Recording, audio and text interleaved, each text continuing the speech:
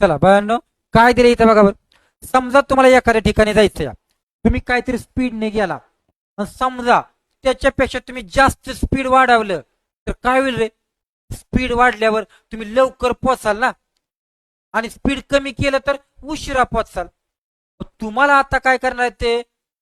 Speed देणार आणि वाढवलेलं कमी केलं स्पीड पण देणार, आणि मग तुम्ही लवकर उशिरा पोहोचणार.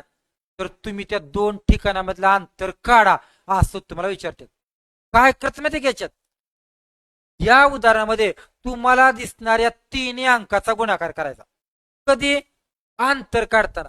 बघा बर, 60च्या स्पीडने तुम्ही गेलता, त्याच्याऐवजी तुम्ही 80च्या स्पीडने गेला तर 48 मिनिट लवकर पोहोचताय.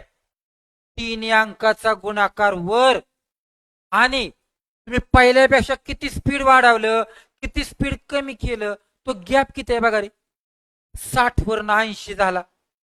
20 वाढवला ना, 20 खाली, आणि कंपल्सरी गुणले 60 मिनिटं, कारण इथं मिनिटं आल्यात त्यामुळे खाली कंपल्सरी मिनिटं घ्या. संपलं.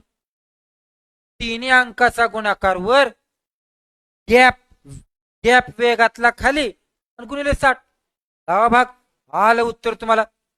60 ला 60 कॅन्सल, 0 ला 0 कॅन्सल, बे एक बे, बे चौक 8, 48 ला 4 ने गुणा, तुमचं उत्तर येणार आहे 192 किलोमीटर.